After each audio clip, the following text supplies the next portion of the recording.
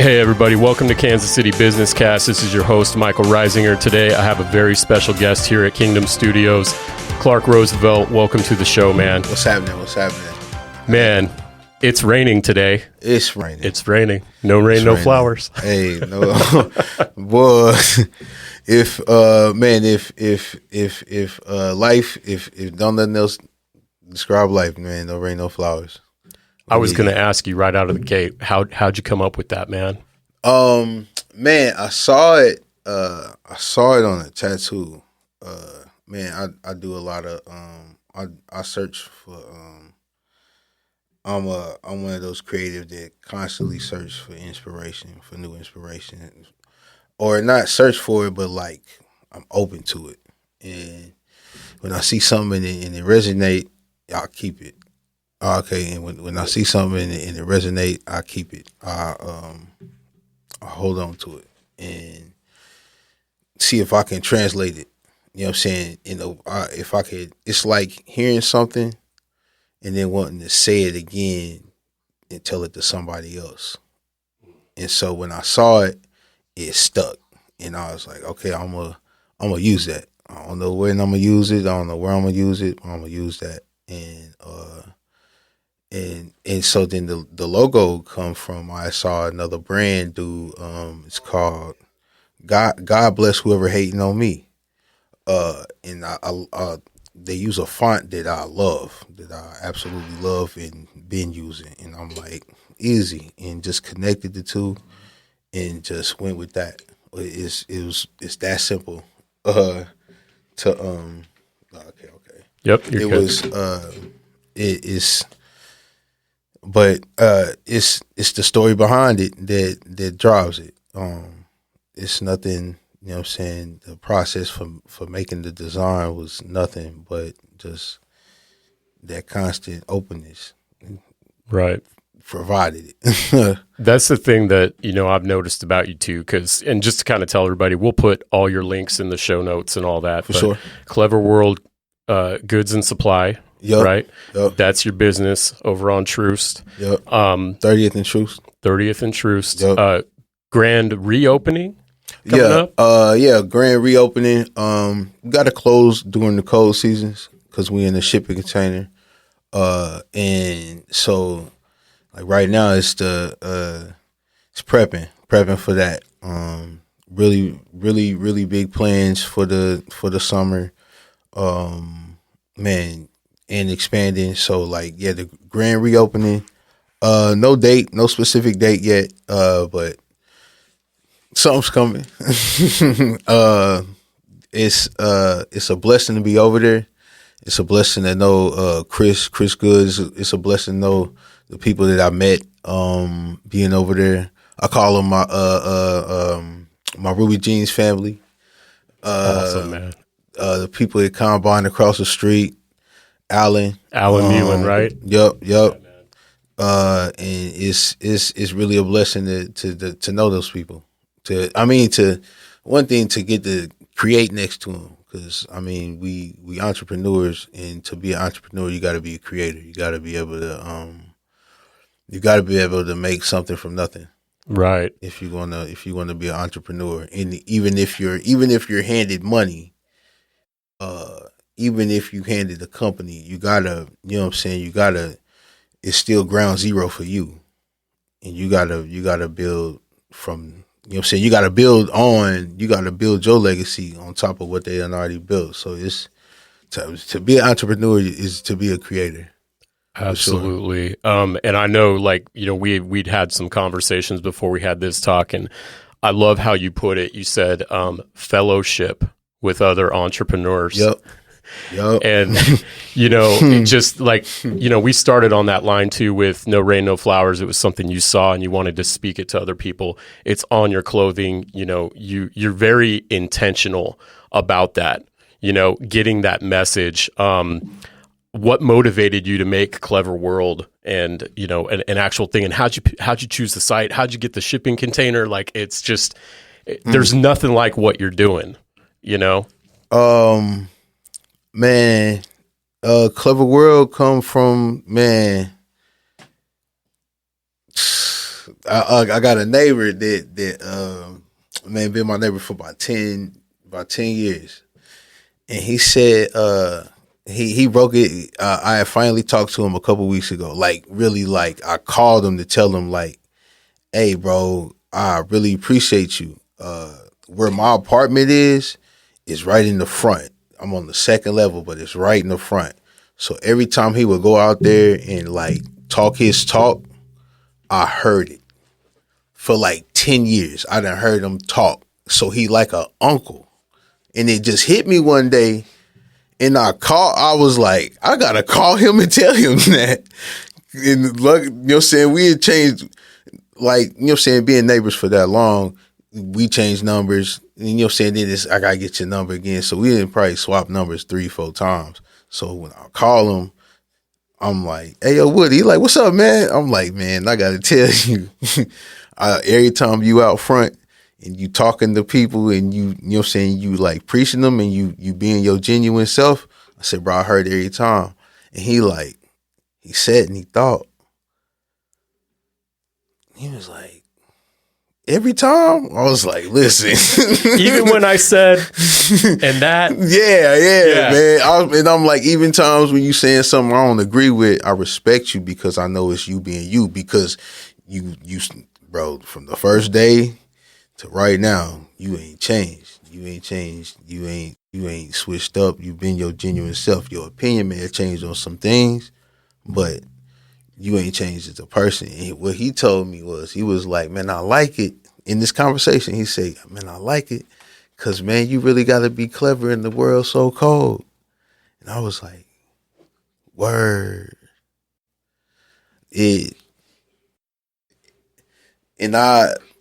People ask me that question, and I always give them a, man. Like, how did Clvr World come about? Yeah, and like, man, for real, like he put it in a cold perspective, like having to be clever in the world so cold, like it's not having, you know what I'm saying, having to build, like really, like having to build, like everything, having to build it. I saw my pops build. My pops built a studio. You know what I'm saying? When I was a kid, I was here right in there. Kansas City? Up here in Kansas City. He, in the back of the house, we had, when we moved into the new house, we had a shed. So he, you know what I'm saying, since I could remember, he always had a studio. My first memories in life is being in his studio at this apartment. Like, when I come into conscious, like, my first memory of, like, waking up and seeing the world, like, a memory of it is his beat machine, he had like a friend over and they was making music. And so like from there, then we got the new house, we had a shed in the back of the house and he turned the shed into a studio. Where he had his computer in this one and probably about, I want to say about 8 feet. Mm-hmm. And probably about, I want to say 8x4. Something like that, 8x5 if, and he divided it into a booth where he was recording and they was rapping in the mic and had people, man. Well, I'm sure people would just pull up. See, like Yep. I was a musician growing up, and like I spent my time in, you know, with my buddies doing vocals in the closet, and I'd be playing my guitar, and we'd have an ISO cab in the other room and all that. And it was in a part. I'm from California originally, and people would just come by that studio to see what was going on. And you were talking. Is that what you were about to say? Like people would just pull up. People would be coming. They knew what he was doing. Yup, booking. Man, talking to me, laughing with me. You know what I'm saying? Some of them, you know what I'm saying? Some of them would see something in me, but it would be more connected to him. Like, why don't your son rap? And my daddy was like, yeah, he rap. and so like, but seeing him build that studio, turn a shed into a studio, like, it's kind of like what I done did. Like what I like with what I was given, I turned it into my sanctuary. You know what I'm saying? But it's it's exactly that, man. Just having to build, having to be clever, having to come up with something. You know what I'm saying? Having to have an idea, having a problem, or you know what I'm saying, a situation, and then some circumstances just, you know what I'm saying, just it being my purpose. You know what I'm saying? Building just because, Just because. just because, Because I can. just because I can. You know what I'm saying? Like, hey, That's what? right. Ain't nothing else to do. There's nothing else. What else I'm gonna do right now? Like having that mentality as a kid. Like, I'm never bored. You can ask any of my friends, have you ever heard them say, "Man, I'm bored," or "I ain't got nothing to do"? Like, nah, always, man, thinking about something to do. Right. Even when I'm like supposed to be leisure, I'm thinking about something to do because man, I like doing stuff. Right. Just like man, telling stories. That's the big thing. That's the big thing with creating and with entrepreneurship. You telling a story. When you tell your story within your brand, it make people feel it because people understand trying to build something. Or That's right. Trying to keep something that you built or that was given to you. Well, something too that I caught in what you had said before in previous conversation too was, know who your target audience is. And, when I think about what you're doing and the story you're telling and what got me to just like love what you're doing instantly was your brand, your personality, because you are Clvr World, right? Santa Clark, home cuts for the haircuts for the homeless. Yep. You're into philanthropy. Sorry, I'm losing my words right now. Philanthropy. Yeah. Yes. And it's just like I see that and I feel that, and I'm like, where was I going with that? I guess, where did you make that decision? Did you learn about business? Like, did you say like, I want to make a business, or is it just like, I'm in flow state and I'm going to create it and bring people along? I mean, how did it start, I guess? Capitalism. Straight up. Like, just keep it G. Capitalism, man. And the pressure of it. You know what I'm saying? And when you living in it and you don't know, you ain't aware of it. You know what I'm saying? It becomes you make things become a job. You know what I'm saying? And so it being it's how I live. Creating is how I live. If I'm not creating, I'm not living. And so, that's a dark place. You know what I'm saying? Haven't been there. That's a really somber, dark place to not be creating, to not be contributing, to not be sacrificing your time to give to the universe. That's a bad place. That's a real bad place. Now that I'm like describing it, that's man. If ain't nothing else, depression. That's depression. Cause I've been there. You know what I'm saying? Be there sometimes because it's a part of life. You know what I'm saying? You can't always do something, and every time you stop to do something, it isn't always intentional. Sometimes you break. You know what I'm saying? Because if you really trying to live and you really trying to create, you going hard. That's you going hard. If it's what you feel like your purpose is, if it feel like it's what you supposed to do, you gonna do it. You know what I'm saying? That's partially how capitalism work, because the system understand that about the human mind and about our human about nature, because you gonna do what you think you got to do to live. You gonna do it. You know what I'm saying? You might, you know what I'm saying, how some people homeless, they doing what they feel like they got to do. They feel like that's all they got to do. You know what I'm saying? Some of us look at it like he ain't really doing nothing, but to them, they straight. It's a decision they made because it's what they feel like they got to do. But then you got people who need $1 billion because they think that's what they're supposed to do. They feel like some pressure, something, some system got them thinking, this is what you got to do. And the system does that to the lower class and they make them, hey, yo, you're supposed to go to work for 40 years. For 40 plus hours a week. For 40 plus hours a week. Your time for dollars. Your time for dollars. Yep. And you only supposed to get this amount that we telling you. Then you're supposed to do that for us. And every now and then we'll throw you a little more. And then at 64, you're supposed to retire. And so since we think that's what we're supposed to do, that's what we do.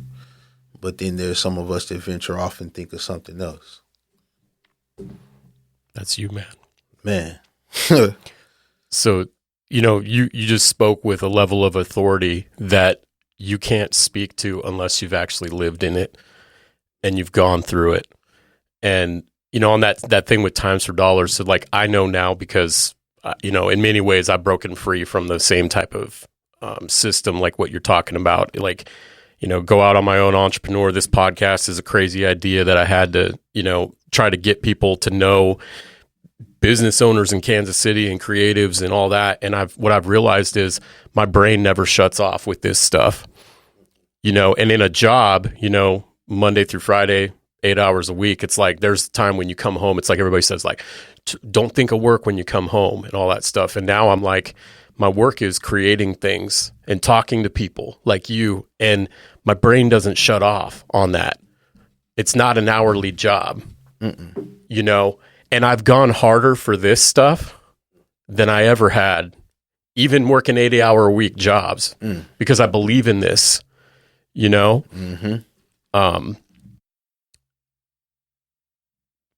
What would you, I guess as you've met other people that have been creatives, how do you network? How do you stay connected with people that, are going to inspire you to do better, iron sharpening iron, all that? Like who do you stay connected with? The streets, nah.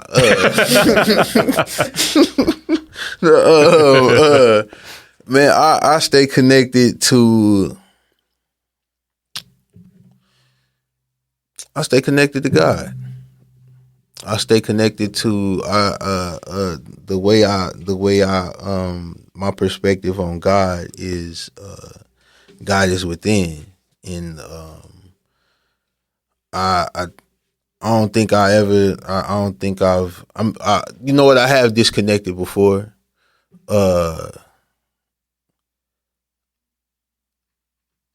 But like, nah,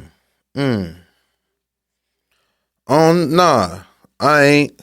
I might not have used the connection, but like, when I'm in that mode, when I'm creating, like, that's where I'm at. You know what I'm saying? That's when I'm closest to God. And like, when I'm in that. Yeah, it's like don't nothing else matter. I was with some friends one night, and we was at his house, my homie Epitome, and we all kicking it.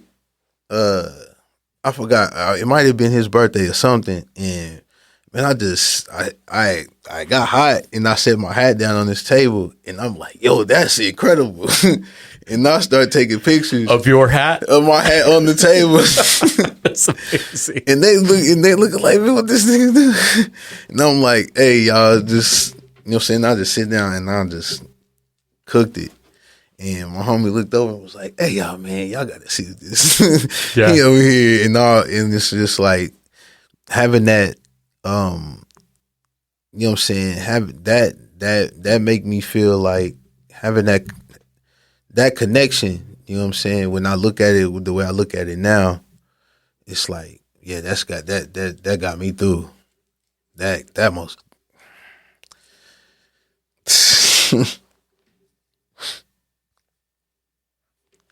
Yeah, that got me through. It's beautiful, man. Sheesh. Something that I pick up. Love you, brother. Hey man, I'm my daddy's son. I swear. Yeah. Well, my daddy break down quick, man. I'm trying.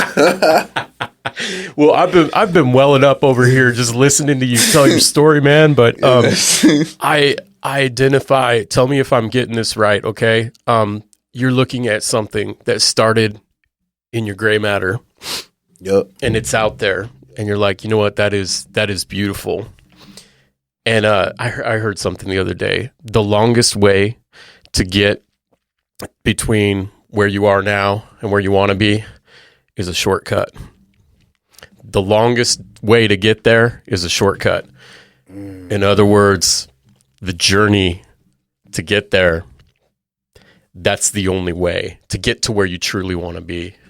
And I'm thinking about all the things, all the decisions that you had to make. Because life, it's not, my opinion, my perspective is it's not like a bunch of big decisions like, I graduate high school. If I decide to go to college, I go to college, whatever. Oh, and then I get married, and then I have kids. It's millions of tiny little decisions along the way. And so you're looking at this hat, and it's like, I think I'm getting all matrixy now. I'm like, I'm thinking about the first time you saw the tattoo. And then you're like, I want everybody else to see that. And then I'm making Clvr World and whatever led to that. And then whatever led to the hat and printing it. And then it's on your head and you're sitting there and you take it off and it's like, it almost sounds like you looked at it for the first time in a way, even though we know you didn't. Yeah. But you saw it in a new way. Yeah. That's Isn't that crazy? Yeah, I get that. That's how it moved. That's exactly how it moved. Sometimes when you see something, it click and it stick. No matter what happens, it sticks. That's what the senses do.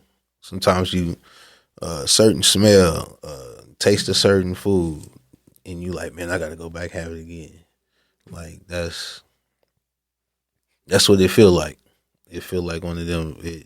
But like it's connected to the heart. That's creating crazy when you think about it. It's Absolutely. A wild thing. It's creating. It's unbelievable because you making something that at one point in time nobody was like, what? Yeah, like you go back to 1775 and show them my hat. They like, what is this? He said we're supposed to put it on our heads. You know what I'm saying? And so, you know what I'm saying, for it to not exist and now it do exist is you magical. And I've like I said before we started recording, like I've always wanted to be magical. Seeing stories, seeing my daddy create, seeing my mama create, like, and they magical. They created me. You know what I'm saying? And it's a man. Whenever you know how I know I'm magical, because whenever I think is stupid, something magical happen. You know what do you mean when I think it's stupid, something magical happens? When I think I'm going through it, I'm having a hard time. You know what I'm saying? We all have hard times.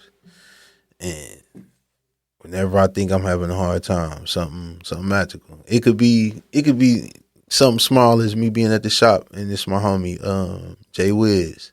He like an OG, he pop lock. Oh, like dancing. Yeah, on the scene. And he ride around, he got a lowrider bike that he rides. I'm just trying to paint you a picture of him. Yeah. And he's one of the most joyous people I ever met. And he just loved dancing. He just loved dancing and just loved dancing and being himself. And I have a hard day at work. I was at work at the shop, and man, he'll hit the corner and just come down the parking lot. Hey, what's up, dude? And hit me with something that I needed to hear. Yeah, man. That's why. Yeah, life, real magical, man. And I'm a magical being. We all magical beings. I'm just claiming it. You know what I'm saying? A lot of us don't even know, but I claim it. I'm claiming it. It's out there in the universe. That's where I want to be. I just think too, like for you to receive that from him too, you have to be open to it. You have to understand the power in the fact that he pulled up while you were there in that time. Yep. Maybe he's got something to say to me right now. Yep. Oh man, I seen because you're open. I seen me and my friend Brent, we get into it about Kanye, but I relate to Kanye a lot, and so he sent me a video where Kanye was coming out, and this homeless man was like ranting about him, brought up Jay-Z, Kid Cudi, this that in his own way, you know what I'm saying, and so. Like how I'm open to things about my, you know what I'm saying, my blessings, my angels coming and talking to me. I'm watching, and you know what I'm saying, Kanye, he stay. And he let homie, he get in the car, homie get up on the car and he stay. And I'm watching it and I'm like, that's the same thing I would have did.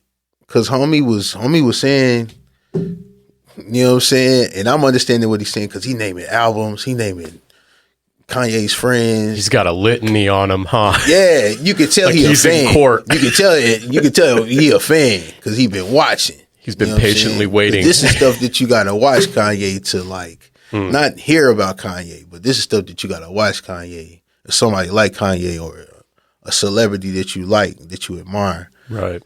And so I watched and I'm like, I would have did that same thing. I was like, I you know what I'm saying, I don't get what he said. You know what I'm saying? But that message wasn't for me. He was talking to Kanye, and Kanye sat there and let him get it all out, and then drove off. And I said to my homie, I was like, man, that's exactly what I would have did, because letting them people talk, especially when they mad and they're not trying to like harm you, letting them people talk. That's where it's at. I done came up with raps from just listening to them and you know what I'm saying, writing the raps and recording them, and it's amazing what appreciating them and as people do for you. Just, I used to work at I worked at Soup Kitchen, One City Cafe, and man, that was during the time. Whew. Sheesh. But man, it brought me back after my bro passed. And most of that was because I was just in the house. I wasn't trying to do nothing. I was just in the house, or I just couldn't.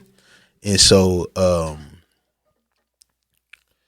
I got back on there. I had worked there before. My homie Dwight Tiller, he owns D's Nachos. I just found out about them from you. I saw your post, man. One of my best friends. Seriously? I don't know if he claimed it. Well, I'll have to ask him next time I go down there. Yeah. I'll tell you next time I go down there. We'll do it in person. Tell me about Clark. Tell me about your homie Kool-Aid. He gonna know. But yeah, I lost my train of thought. That's okay. D's Nachos. You were talking about him. Yeah. Oh, he got me on the One City Cafe because he worked at One City Cafe. This is part of the reason why we best friends, because we both on the same mission, because we love those people. You know what I'm saying? And when you say those people, you mean the people that are coming into the soup kitchen, people that can't feed themselves. They don't have a place to rest their head. I mean those people the same way those people say those people. You know what I'm saying? I mean it in that same way. That's right. But I mean it from a loving perspective and not from a judgmental perspective. The way God calls us to. The way we look supposed after to. them. The way we supposed to. Amen. And so I know he on it. I know he on it. Because we've been for pretty much the same amount of time. And with these nachos, he do it. Just like I do it with Clvr World. And so got me back up there, and like every day I could just come in and just listen. I could just come in and just listen and listen to some of the most interesting conversations you could ever hear. That's a real humanity, man. Yeah. They just sitting there. Yep. They they just sitting back, and it's like mid-January, so it's 5 degrees outside, but they got an hour and a half to sit in somewhere warm and eat. And they just sitting there, and somebody telling jokes, somebody talking about life. You got somebody who they're addict. You got mentally ill, or not. I don't want to say mentally ill.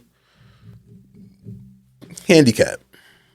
That works. Handicap. Yes, sir. Because to me, mentally ill is to want to hurt people. That's right. That's when it's a mental health issue. But for you to just, be misunderstood, to me, and you can't articulate in a way for everybody to understand, that kind of make you mentally handicapped. So I'll go with that. I appreciate that. Yeah. So I keep losing my train of thought. That's all right. So you'd be sitting there in the soup kitchen. You're just I'm there listening, in the soup, just like listening. the guy was getting at Kanye. Man, and I had already kind of knew about it. You know what? I started smoking when I went back working there. I had started smoking, so I smoke before I go in, and I'm just sitting there and listening. And people, it brought me back because I felt like I was their protector. It brought me back because I had to come up with ways to handle different situations. Where like I don't want to fight nobody, especially not no homeless person or somebody got to come. People that came there was people that needed it. That's right. Some people didn't. Some people would just kind of like be in the neighborhood and come and get some. Not them, but some people like needed it. And so I didn't want to fight none of them. I didn't want to. And so I wouldn't let them make me mad. I would have to come up with ways to get one out that would be having an episode. Right. Like, hey man, I know things is crazy right now, but they said you over here bugging. So they said, I got to get you up out of here. And they'll just be like, all right. And everybody else will be looking like, huh? And I'm just like, come on, just get it together, get your stuff. Ain't nobody gonna do nothing. I ain't mad. Yep, go ahead, cuss at me. That's cool. As long as you get your stuff, and let's just go out. Having to do that, you know what I'm saying, come up with different ways to, conduct a life. It brought me back because I felt like I was helping. You know what I'm saying? I was really contributing to life. And so I've already been, I was talking to Talented. I was born into it. My mama worked with the deaf and blind at Phyllis Wheatley. And my daddy worked with the mentally handicapped with the Greater Kansas City Foundation. That was their first jobs that I could remember them having. And so, like, from there, my great aunt had food pantries. So I worked in the food pantry during the summertime. Like, up till in high school, this dude from City Union Mission pulled up and talked to us about City Union Mission. And it just caught my eye. And I'm just like, out of high school, I got fired from Denny's and I needed a job. I was like 19, so I went to FEC. They placed me at Restart, a homeless shelter. Oh, got it. And I saw a homeless shelter from the inside, from behind the scenes. We had to clean up a whole room of just donations that was just like poorly managed. We had to clean it all up. And so like I saw I went downstairs, worked in the kitchen a little bit. Like it's just been a part of my surrounding. I've been contributing like this, but now it's just while I'm doing all this, I'm trying to sell clothes or make clothes, or like I'm trying to like while I'm doing all of this, this is while I'm creating. I'm not thinking that they connecting. I'm not even thinking they connecting until I'm telling you this right now. I can feel that as you're talking. As I'm just like figuring it out. Like, wait, so it's like while I'm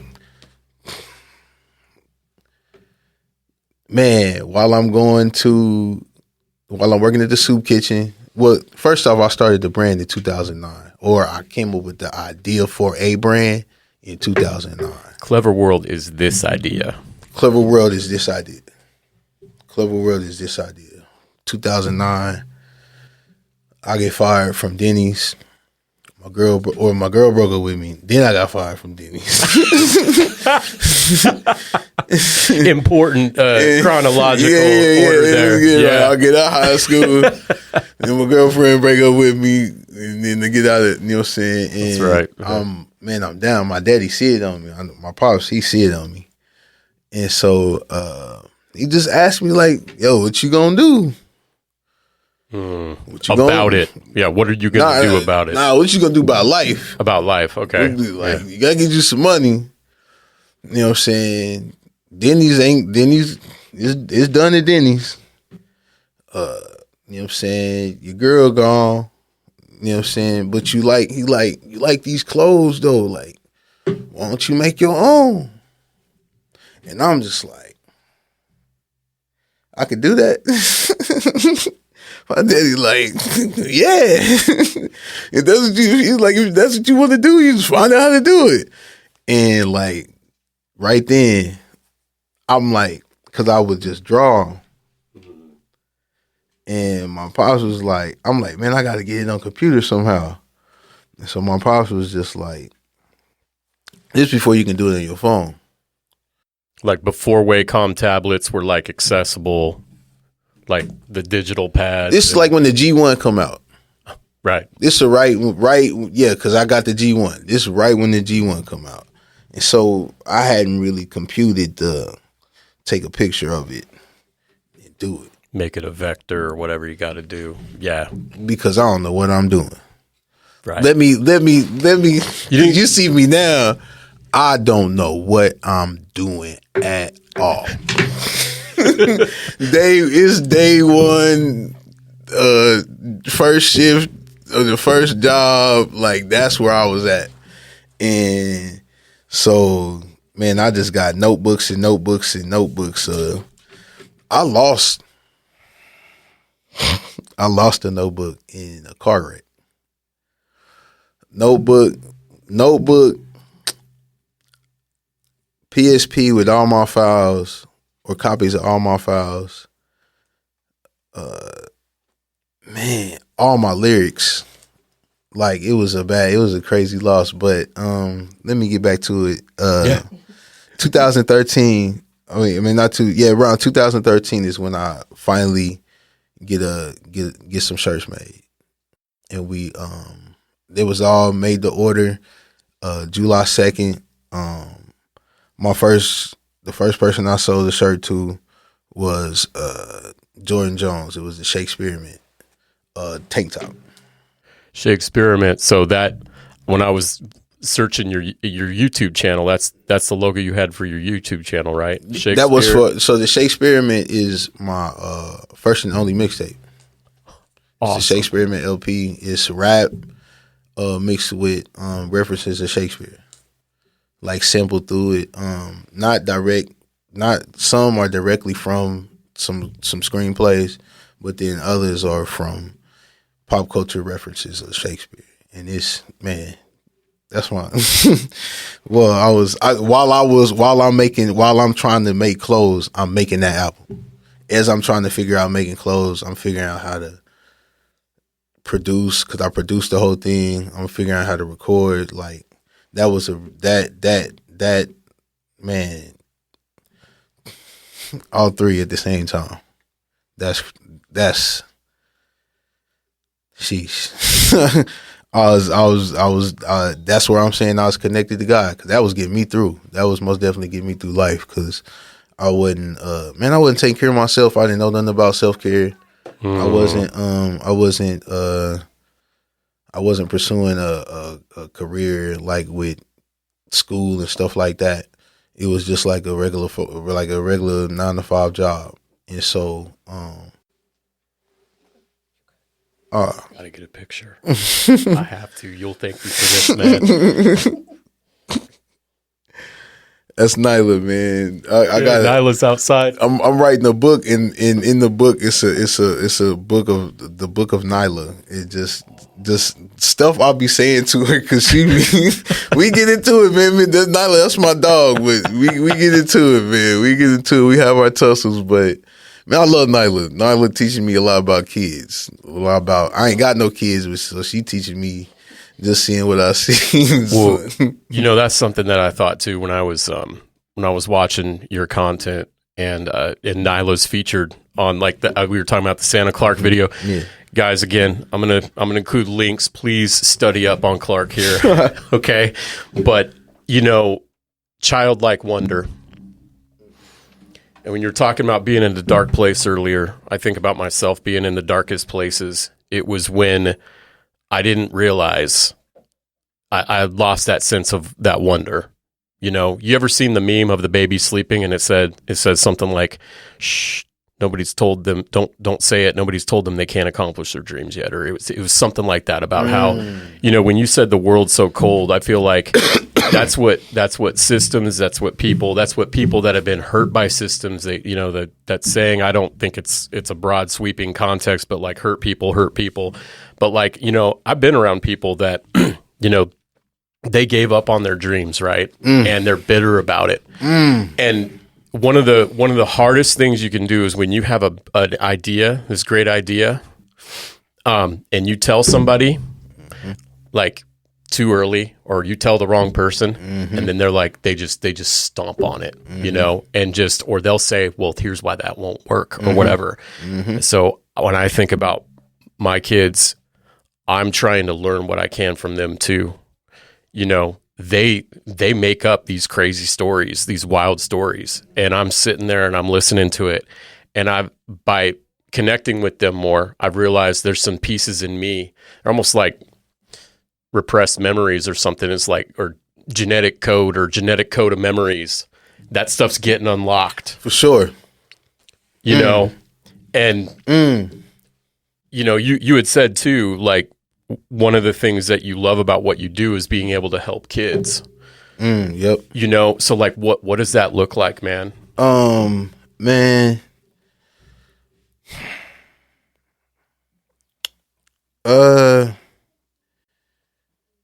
Man, I would like to be a part of a program. If if one presents itself, or make a program eventually. But just, man, I want kids to believe in themselves.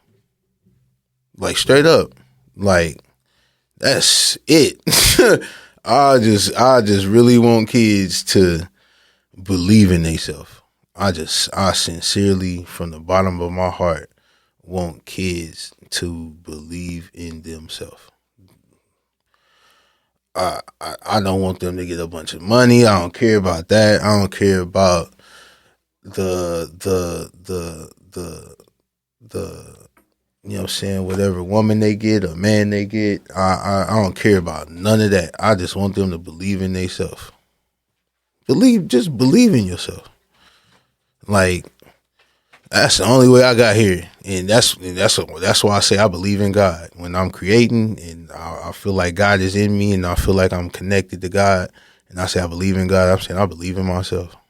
Did your parents raise you that way too? I mean, what I've gathered so far, it sounds like they did. They believe. They taught this crazy. They taught me to believe in God, and they taught me to believe in myself.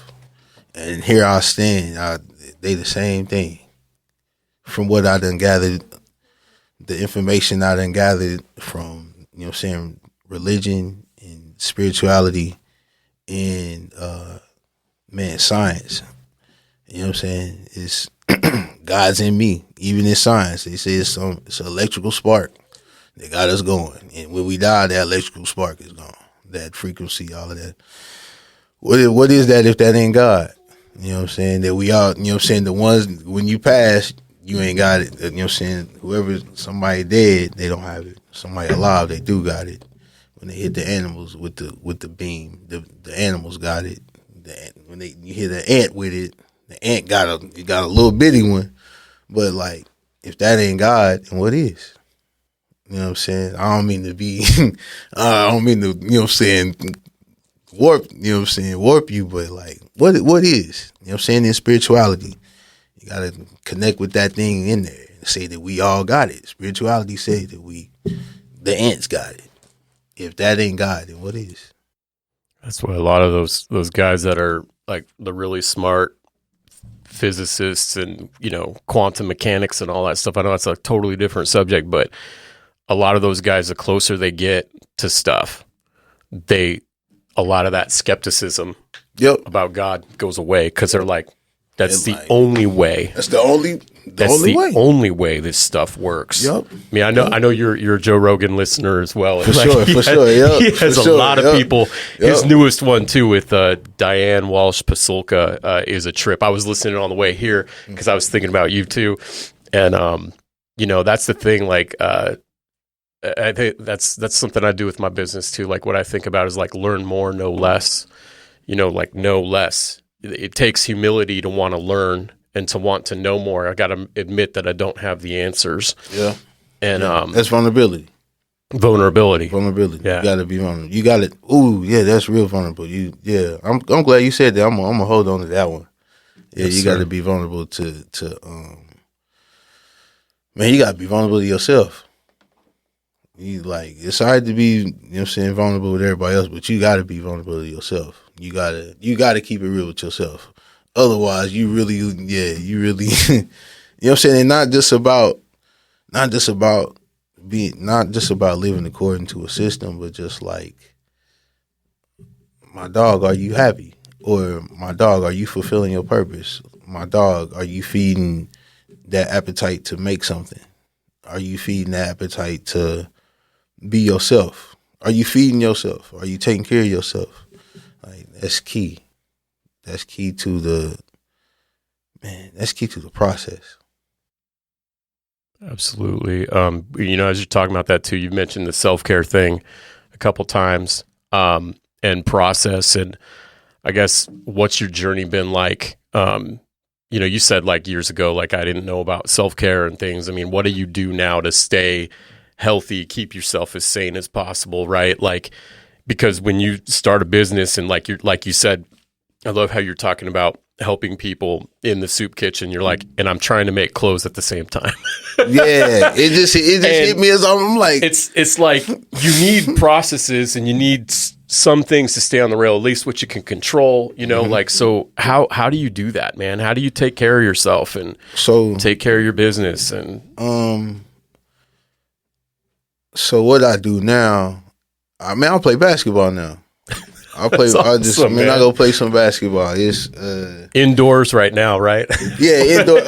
When I was a kid, when I was in high school, I was shorts and all. And my friends I'm going to my friend's house like, hey man, come play basketball. They're like, nah, man, it's cold. Yeah, yeah. But man, basketball.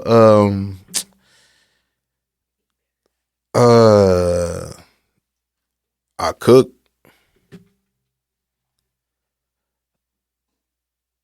Man, I design. I get dressed. I love getting dressed. I love like man. I love putting on. I love the process of getting dressed. I love the process of man coming up with an outfit. I dress as the main character. I dress as the main character, or I take it even further. I dress as the NPC on purpose sometimes. The janitor probably my favorite NPC to dress as. NPC is non-player character. There we go. Yep. I think most people listening know what an NPC is because it's been coming up. But like, what do you mean by that? By like, sometimes I'm an NPC, but I dress up. So the main character, the main character is who you playing a video game. Yep. So you playing with who the movie Kratos, about. God of War. Yeah. Homer Simpson, Peter from Family Guy, Hank Hill, the main character. They got they got everybody else, but The Simpsons is about Homer Simpson and his family. King of the Hill, Hank Hill. Yep. And Peter Griffin, Family Guy. I dress as the main character. Not saying I wear the same thing every day, but like to me, the camera's on me. Where else the camera's gonna be?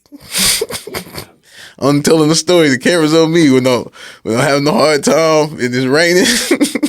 Somber music in my head. And so I gotta dress. I either gotta dress to match. My mood, or dress as a character. You know what I'm saying? Yeah, man. And like I said, the NPCs, I mean, like the homeless man. Finding inspiration being around homeless people is the wildest thing. Cause I see it and I'll be like,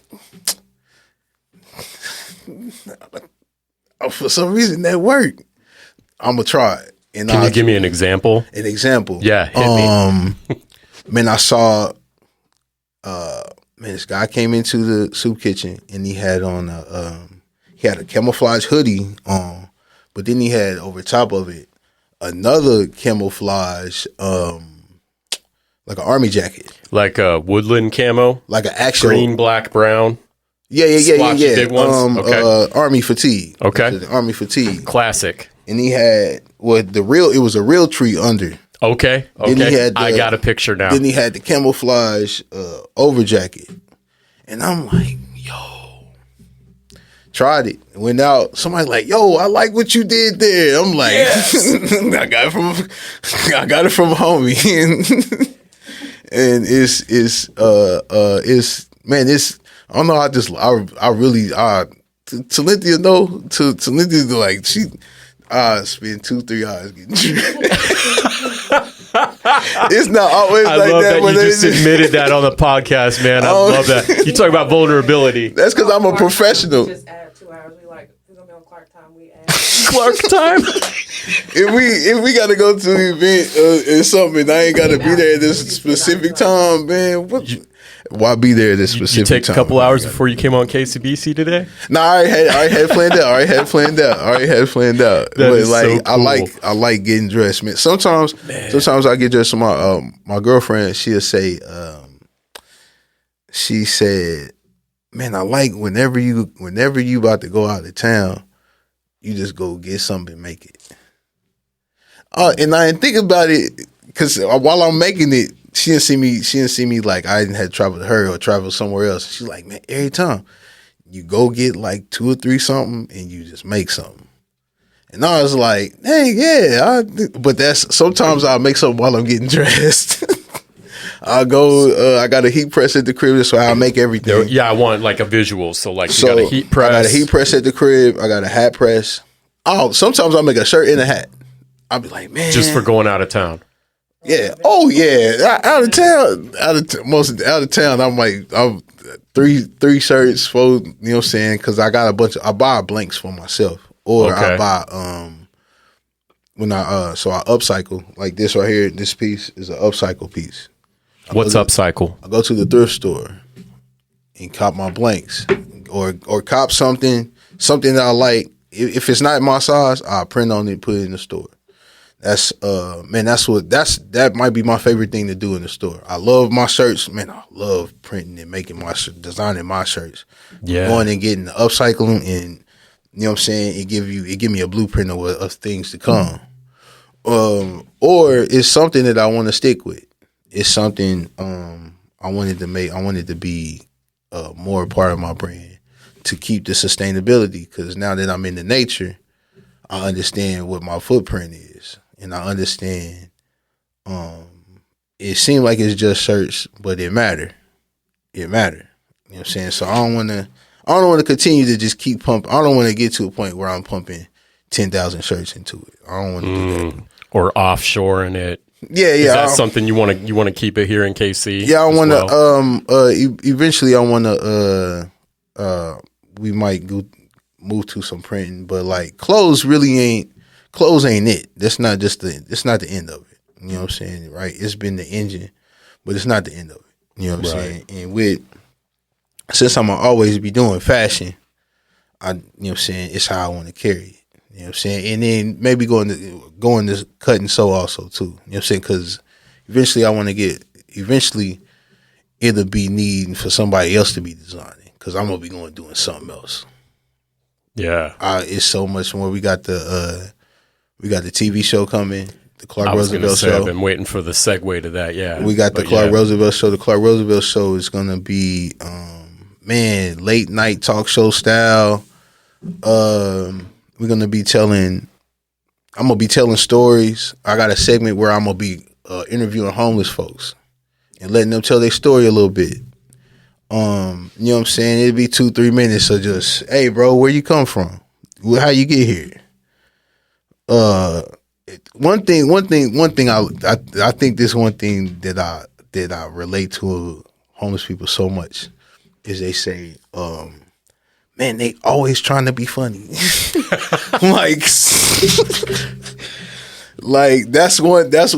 that was one thing that made working there so like just brought me. I get there and I'll be down because I miss my bro, and I just be in the corner. Cause I'll take my yo-yo too. If one of them catch me yo-yo and it's the room just like, yo, he over there yo-yoing. Yeah. But like just sitting in the corner and just listening to the conversations in like 5-6 tables. Imagine 5-6 tables of people just trying their best to be the funniest person in the room. I just love it. Well, you got me thinking too, like when I was in a band back in the day, we would go down into Hollywood and we'd play at the Whiskey and we'd play at Troubadour and these places where we would see homeless folks walking by. And, this one guy, every show that I saw him, he'd open up his coat and he'd have all the jewelry. and I bought this giant cross necklace, obviously just sprayed gold probably that day. But we always made sure we supported this guy because he was a riot, man. I can't even remember his name. I was like 19 when this happened, but he was such a character that whenever he came up, it was like, hey guys, he's here. Hey. And because we were all kids and we were just broke, and the Whiskey would pay to play. You ever heard that? They make you sell 100 tickets before you can play, or they make you pay $800 for 10 minutes. That's what it ended up being. Is we'd go to the store or somebody's bank and get into Dad's bank account and get the money to make up the difference. But I bought this big cross and I wore it on stage. And we were a metal band, so like everybody's like, "What's he doing?" And that's just like, man, I got it from dude outside. That's tight. Support that That's guy. Tight. And then after a while, like he knew, he was like, if we came in, he knew where to go.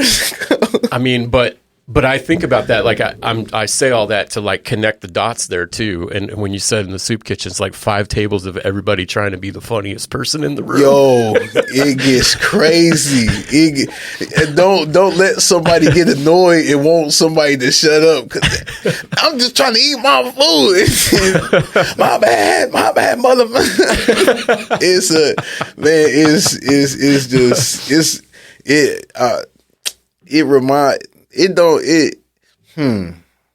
It remind me of like being at school.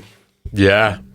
Like, when you at school and like my school experience, man, I had been bullied before, but like once I got to high school, I was hit.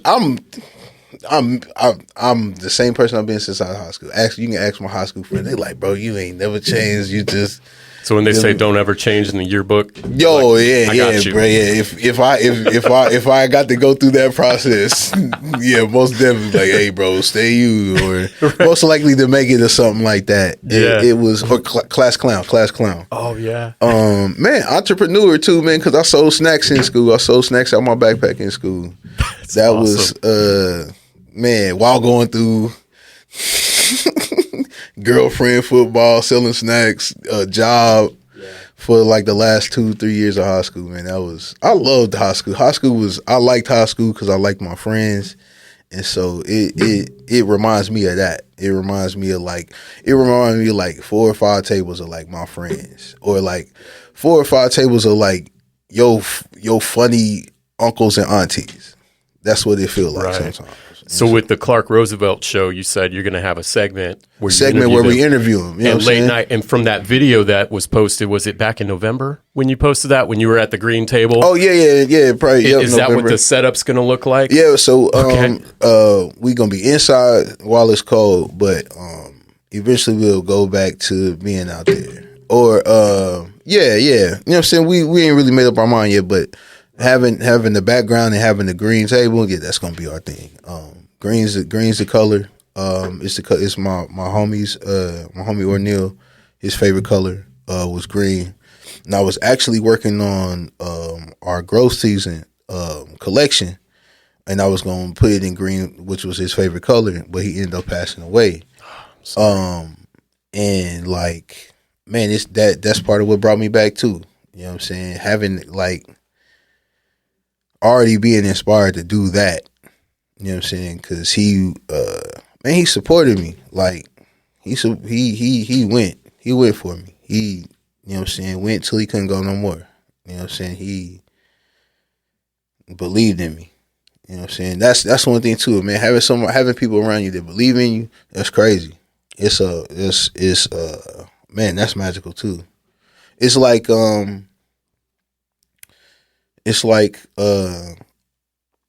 Greek mythology. Like the more they believed in the gods, the more the gods was just like, yeah.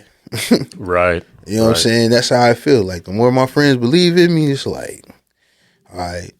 You know what I'm saying? That's that magical thing I'm talking about, where like, man, I was going through it. Bro called me. This after I started selling. But everything was, all the orders, all the shirts was made to order. It's 2013, 14. Right. 13, 14, and all the, you know what I'm saying, made to order. This is a story about, you know what I'm saying, him believing in me and a crucial part of Clvr World, like the history of it. Man, lights went out, or it was about to go out, one or two, and I'm just like, I'm at mama's house, like trying to figure out how I'm gonna get my, you know what I'm saying? Cause when you say the lights out, like the electric bill, yeah, like it's dire straits, like just financially. Yeah, right? Okay, yeah. gotcha. And I'm just like, man, I'm over mom and them crib trying to figure it out. While I'm trying to figure it out, I'm in there making music. You know what I'm saying? Because that's how I was taking care of that was the only way I was taking care of myself, because I wasn't eating right. I was, you know what I'm saying, on my way to 450 pounds. You know what I'm saying? It was bad. You know what I'm saying? On top of the lights about to go out. And I'm unemployed. Probably, I don't know what job I just got fired from or something. And man, he pulled up on me. He was like, he called me out the blue. He had bought a couple shirts before. You know what I'm saying? He was a trucker, and he had just started, you know what I'm saying, doing the trucking. So, man, he pulled up on me and he had bought like 5-6 shirts at one time. You know what I'm saying? And so, but this day he just like, man, I'm about to pull up on you. I'm like, all right, I'm at mama crib. I'm outside and he pull up. He's just like, man, what's up? And I'm just like telling him what I'm going through. And he was just like, man, here go $500. He's like, man, here go $500, bro. do what you want. And like he was like, man, if you know what I'm saying, if you're gonna do it, put your lights on, or you're gonna do it for a new batch of clothes, whatever. You know what I'm saying, do it. And I'm just like, man, up to that point, ain't nobody did nothing like that for me outside my family, my mama, my daddy, and my sister. Trent, my bad. My best friend Trent, my brother Trent. We've been friends since we were 6. We was playing basketball last night. I picked him up instead of like some other dude. He was like, man, why you didn't pick me? I said, man, that's my best friend.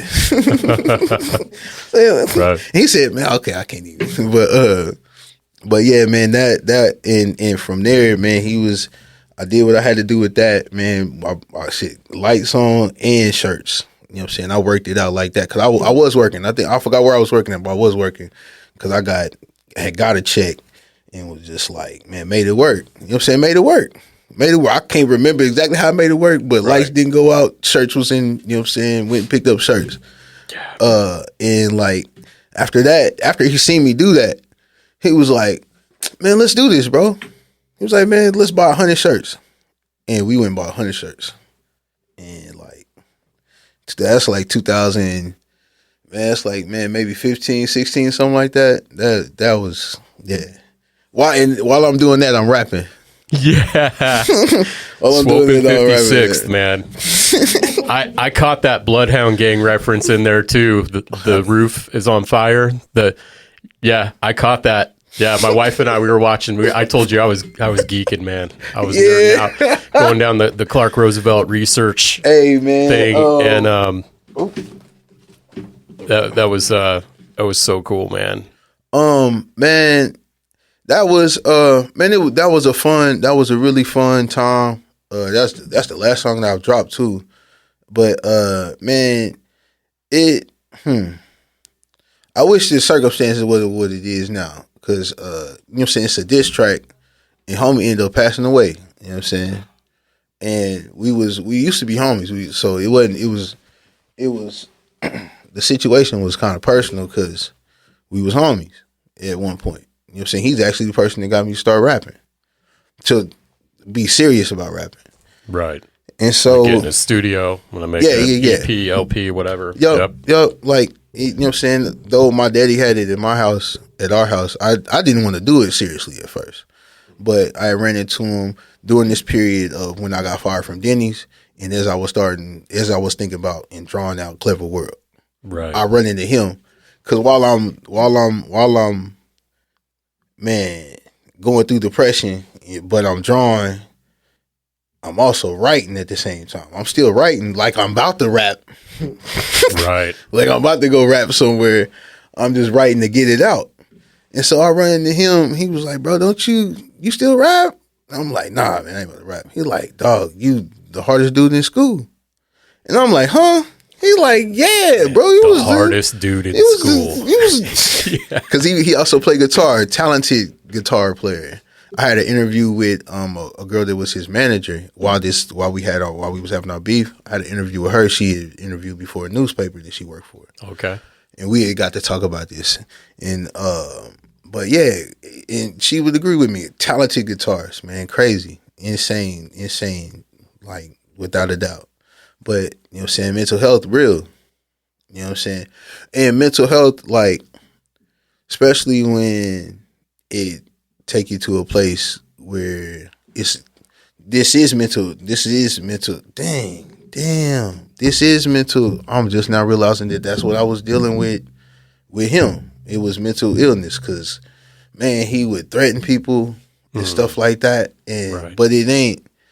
You know what I'm saying? I don't blame him. I ain't mad at him. You know what I'm saying? Because now I understand. You know what I'm saying? Because my perspective is clear on that. I understand both sides of the coin now. It's like, it is what it is. You know what I'm saying? When I heard that he passed away, I didn't want that because, like I said, it used to be my friend, and it's just sometimes it's so unfortunate, man. It's unfortunate, and it was a couple of days, like the day after my best friend passed, like the year after, and so it was like that's a crazy time, man. If it wasn't for those things to have happened like that, I wouldn't be how I am now. Cause it was, man, it was like I lost Robin and the Joker, and I felt like I didn't have no purpose for a little bit. It was like, what am I supposed to do now? Main character, or it wasn't. You lost your nemesis and your sidekick. I lost Pippin and I lost Isaiah Thomas. You know what I'm saying? I felt like Jordan, but like it was, man. It's sad that it happened. You know what I'm saying? I feel for his family because I know they loved him.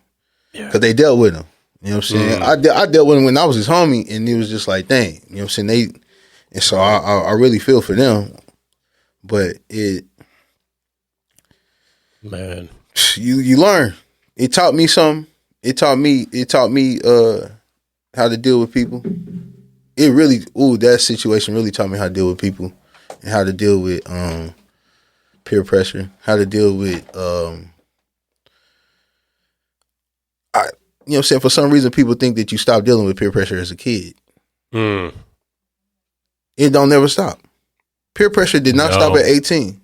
Peer pressure didn't stop in high school. Peer pressure didn't stop after football. Peer pressure didn't stop after, you know what I'm saying, sports. Like, peer pressure right now. Yeah, man. And that's true. And so, like, it's to be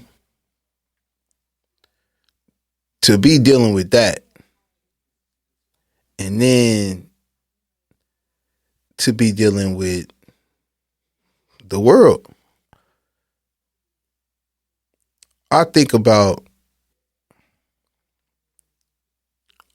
his situation because I don't know if he was diagnosed with anything. You know what I'm saying? I didn't really look deep into it because I always felt like I was being attacked. I didn't understand what he was going through because I didn't understand mental health. Right. You know what I'm saying? If I was able to understand mental health, if I was me now, I probably would have handled the situation even more than 18.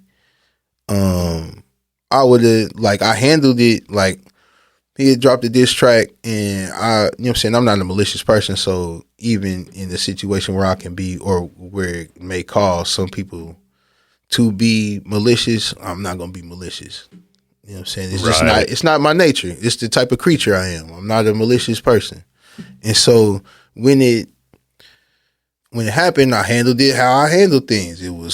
I was being funny, lighthearted. That's where I made the video and the song. Right. But knowing what I know now about mental health, I probably would even handle it I would have changed it to even pull it back even more. Reached out. Hey bro, what's going on?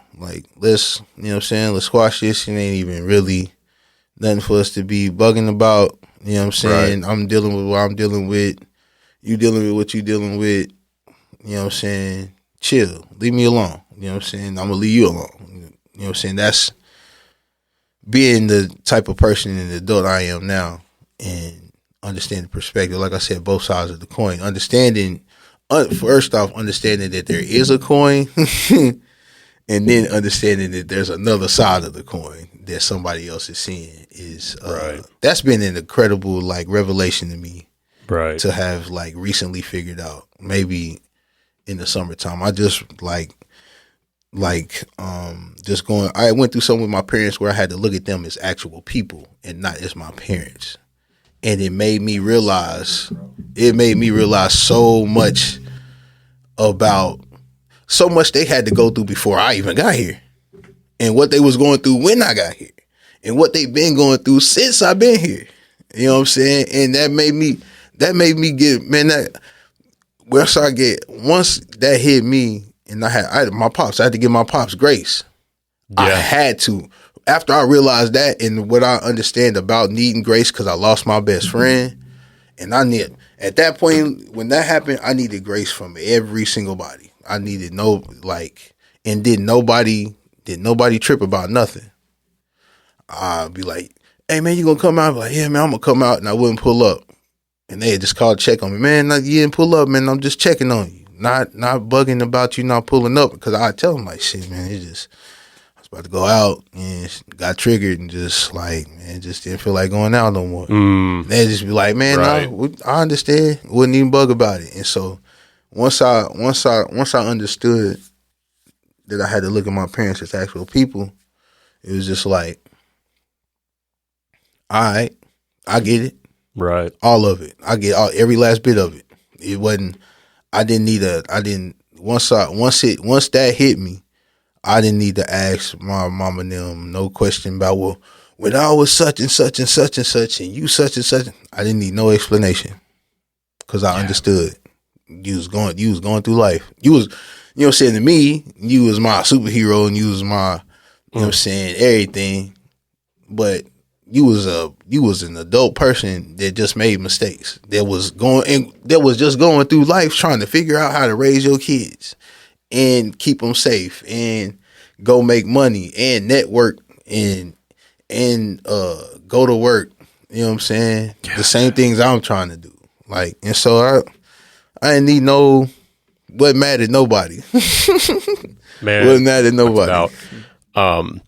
I just, as I'm hearing you speak, man, I'm thinking like, you know, when's the book coming out?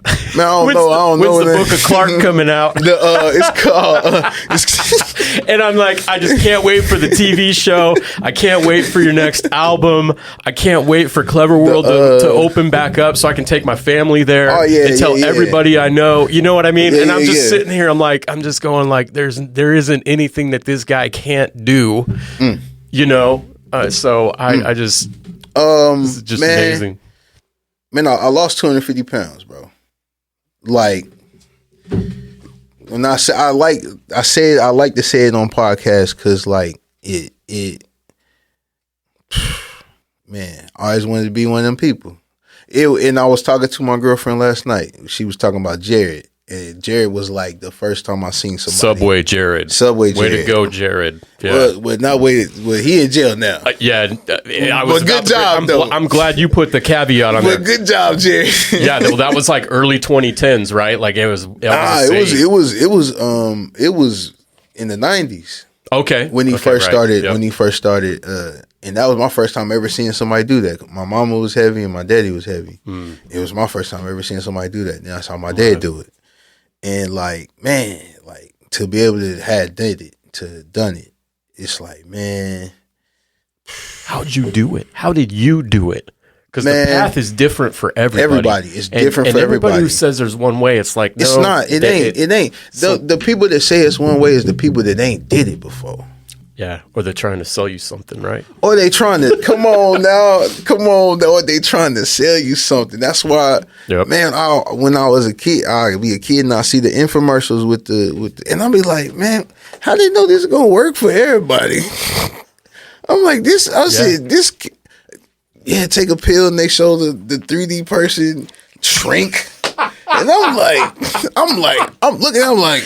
I know it cannot work like that. They highlight every part that's fat on the body, and then it all just shrank. It's red, and then it's gone. Yeah, I'm like, how is it? It's like, is it like burning it off? And so, how'd you do it? So the way I did it, man, it was stress. Did you say stress? Stress. Listen, stress. What? That's one thing. First time I've ever heard somebody say stress. First off, stress. I ain't gonna lie to you, but stress. Man, I remember stress from the girl I was dealing with at the time. Man, you know what? Not taking care of myself. That, you know what I'm saying? It was a collision of not taking care of myself and taking care of myself. Now that I think about it, and it's a story I tell everybody that kicked it off, and it's a story of me. It's a story of me taking care of myself. And now that I think about it, it's a story of me taking care of myself. I'm sitting on the 39th and Main. I was always going into CVS and grabbing a 16 ounce of milk and a pack of them orange crackers, they peanut butter crackers. I know exactly what you're talking about. Whenever I'm at that bus stop, I Those stop in things there are and dangerous, get it. man. Yeah. All of a sudden, it's an empty wrapper. Yeah. They're gone. I Two don't know what empty happened to wrappers. them. Two empty wrappers. I inhaled them. Yeah. I don't know what happened. Yeah. Sorry. And so, man, it just hit me one day. It was like, bro, I started thinking about this documentary we watched in high school about cows and what they go through when they being, you know what I'm saying, farmed. Yeah. Man, I put milk down, they ain't picked milk up ever since. And, you know what I'm saying, now that I think about it, that was the first time that I really took care of myself. And from that, it was a snowball. Then the bird scooters came to town. Oh, yeah. The Blackbird. Yeah. Yeah. And I started riding the scooters. I was riding them scooters everywhere. 10 miles a day, I'm on a scooter. Ooh, awesome. Did you have to change them out along the way? Yeah. Especially like if I gotta go up a hill, I gotta get off and because I'm still about 4:30 at this point. I'm like going up the hill. Amazing. One time I worked down at Ruins Pub and I would ride it at nighttime. I'm trying to go up the hill from Union Station up to like 31st and Main. Okay. Yeah. So Scooter, up World War I Memorial where the Federal Reserve is. Yeah, okay. Scooter would make it up there, so I had to walk that whole. Oh, man, that was crazy. But yeah, that and just man, I changed my diet. Because eventually I started riding scooters because COVID hit. But I changed my diet. Man, my diet. I used to have the worst diet of anybody I know, and just switching that and being conscious of that. And I got diagnosed with diabetes in 2021, and I had already lost like 150 pounds at that point, and it was catching that made me even more conscious of my diet and what I was doing, what my intake was, cooking at home, man, and yeah, it's been a journey, man, and just getting diagnosed with diabetes, I had my A1C was at a 12.6, and doctor telling me metformin. But I know about metformin because my pops had got diagnosed with diabetes. And check this, while he in the hospital, on the TV comes a metformin commercial about diabetes.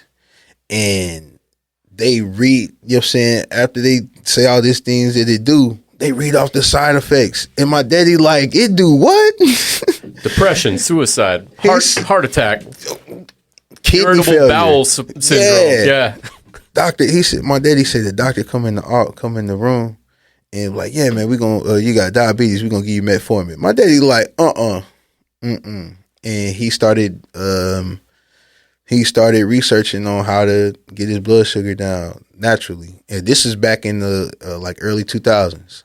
And then my mama got diagnosed with it in 2018. Then he helped her beat it because he beat it. Then he helped her beat it. And then when I got diagnosed with it, he helped me beat it.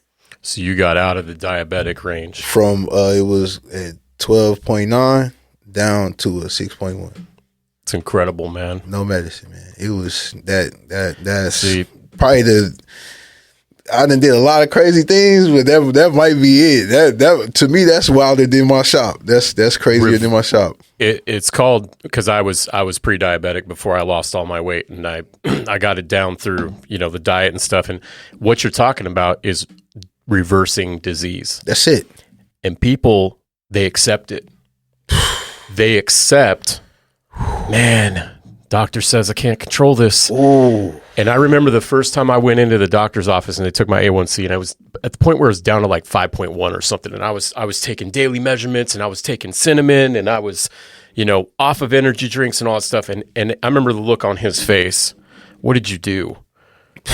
That's one of the most gratifying feelings in the world when you because medical professionals often, man, they know what they know. No, what they say gonna happen. Man, we gotta get my wife in here. We gotta do another podcast because come on, she'll tell you they only take like 4 hours of education on diet, in their med school and all this. That's wild. I mean, but to go back to your story, like you talking about it, it's like it's kind of like a science experiment. You're like, man, I'm gonna stop drink. It started with milk. Like I'm gonna try it. I'm gonna try. But it wasn't even so. Honestly, life had got to a point where I kind of figured I was gonna die at that point. Not at that point in time, but at that point at 450, because they not really. You know what I'm saying? It's a weight, but to me it's a point. You know what I'm saying? It's a reference to the video game where two, you know what I'm saying, telling the story, being the main character. It was a point. That was a saga. In that saga, I thought it was over. Or, like, you know what I'm saying, that was the last saga.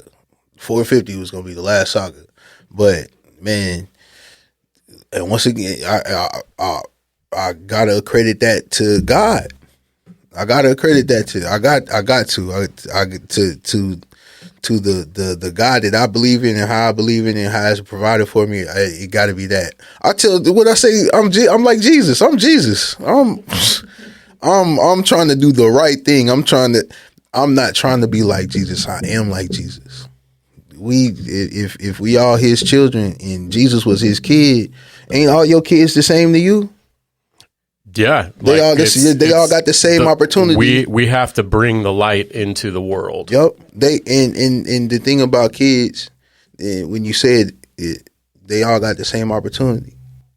That's why the Bible. I don't know what the Bible said, but that's why they say we all the same. And when I think about the story of Jesus, it's like he didn't do nothing extraordinary. He was just nice. He was kind. And he was about what he was about. And what he was about was the betterment of the people, the survival of the people, and people being done right. He wasn't like, yo, you need to be about God. You need to be about God. Jesus was like, hey, yo, be nice. Homie cut buddy ear off. Yo, Jesus was like, hold up, bro. Whoa, hold up, man. We don't do that, man. Where buddy ear at? Oh, man. Oh, yeah. There go your ear, man. Peter. Can you hear me? You good? All right. Hey, bro. Hey, tell him go to the car. Put him. I'm gonna talk to you later, bro. I ain't seen you home, but you gotta go in the car because you just you trigger happy. You know what I'm saying? We're not here to do all that. We here to keep the peace or make peace. You know what I'm saying? And that's why they had to get rid of Jesus, man. That's why they had to, because with that mindset, everybody not with that mindset, ain't nobody about to be making $1 billion. That $1 billion you got, bro, don't make sense for you to have $1 billion. That means you're exploiting somebody, and we tired of that. I'm tired of this. Man. What y'all when he pulled up in the church and was flipping over tables? What y'all in here? What y'all here doing? This ain't Y'all not about to be doing this about. This is God's temple. That's what he was upset about. Because, and this is why I believe that Jesus believed that God was in all of us. And there's, you know what I'm saying, like you say, it's God's temple. It's the people's temple. Because it's also the people's temple. The people are God.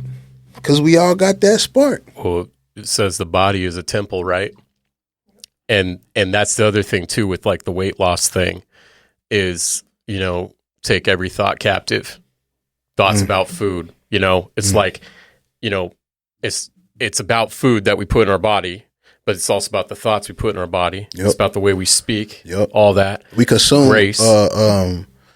We consume everything that our senses pick up, we consume it. That's right. It's a consumption. For me to see it, that's me consuming. For me to hear it, because to consume is to get it and process it. Right. I know that's a snap because I done heard a snap before. Right. So I ain't got to see it. Snap. My mind can produce, that's a snap. I smell something. Oh, that's peach cobbler. Because I just smelled peach cobbler before. My mind done processed it like, hey, buddy, that's that peach cobbler you had last week. And like, so that's what I tell people this. You got to turn that TV off when you go to sleep. Yeah. You got to turn that joint off. Because having it on while you supposed to be sleeping, I learned from nature that sleeping is a reset. Yeah, it's not just a refuel, but it's also a reset for some of your cells. Absolutely. And so while you sleeping and your mind's supposed to be resting, your mind is still, because your ears is still picking it up. Right. And if you facing the TV, you know what I'm saying, your eyes is picking up the lights. That's right. And I tell people, hey, yo, turn that TV off, man. Oh, but I can't. I said, that's because you're addicted. Right. I said, if you can't let it go, you addicted. If you I learned about food addiction. That's a big one, bro. Food addiction, man, it's stuff in the food to make you want to come back and get more of that food. If that's not a drug, then what is a drug? It's a drug. It's a drug. It's a drug, 100%. It's a drug, but then to take it further, you can be addicted to anything. That's right. Anything, I mean, you want to distract yourself with, right? Because that's what addictions are is, I don't like the way I feel right now. I want to feel a different way. This is going to make me feel different. The illusion of feeling better, right? That's what addiction is. Yeah, man.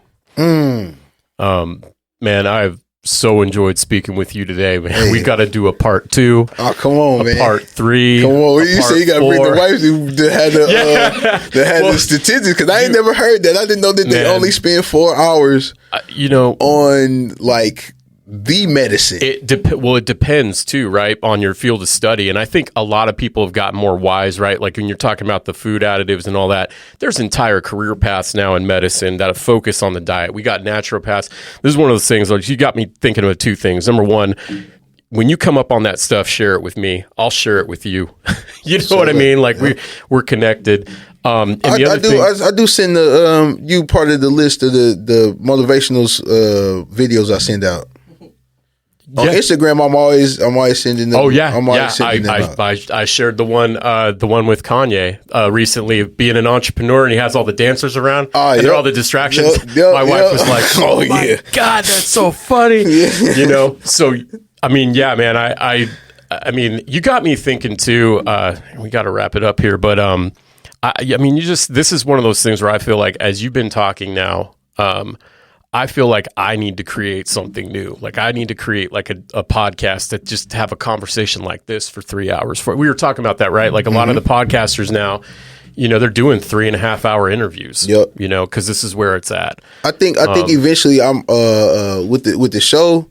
I can't really do it because we want to have it more like segment based or whatever. Right. But eventually I'll be at we talking for 3 hours. I'm telling you, for sure. I mean, I'll just say it comes from inside validation. You would be you're already an amazing host, but you could facilitate conversations like this. For sure. I get the feeling about you can talk to literally anybody, man. I know that gift when I see it, because that's something I've got too, that I've learned in my world traveling and being around. That's like, I love talking to people. Sometimes I overthink it and be like, man, ain't nobody in here trying to talk to me. But I'm quickly reminded if somebody come over and want to just talk, or so I'm running somebody I know. But yeah, I'm most definitely one of the people. Talentia like to say, it's Talentia. She is her boyfriend call her Miss Everything because she can do everything. Well, that's awesome. Man, she does event planning and all of that. And so, she say all the time, because she go vending with me, and whenever I go to other events, she with me, and she say, man, everybody loves you. And she say, right, she say, especially the white people. I don't know why they just love you. Cause I get love from my homies, but we see that every day.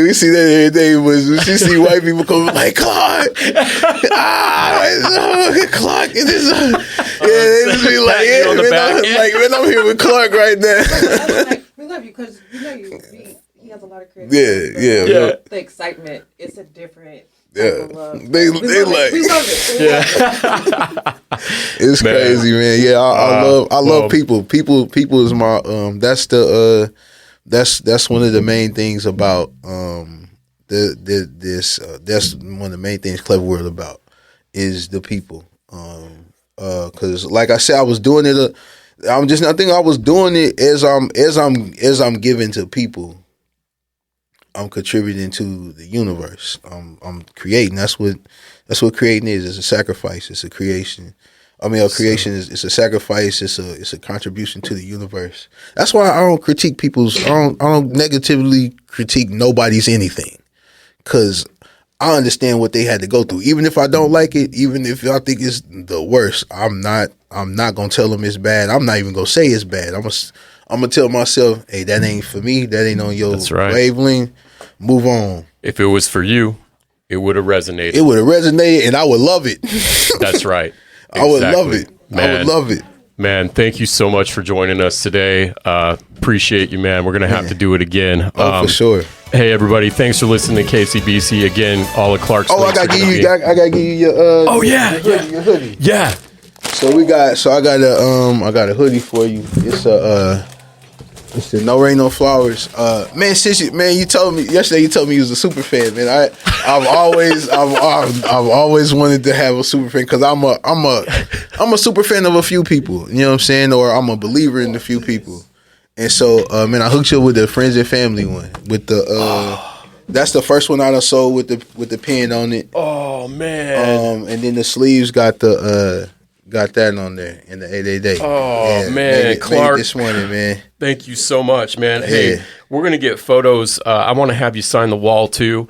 We're going to make sure, I'm going to make sure I push these out on social media today, too. All right, he said he wanted to choose a hat. I know which hat you wanted, man. We brought plenty of hats. Thank you so much, man. It's a pleasure to inspire people. Man, I believe in what you're doing, man. I'm so glad you joined us, man. Appreciate let's get some photos here, Come man. on. Have you sign the wall. Love you, brother. Yeah. Appreciate you, man. You got it. Love you too, man. Hey, I love you too, brother.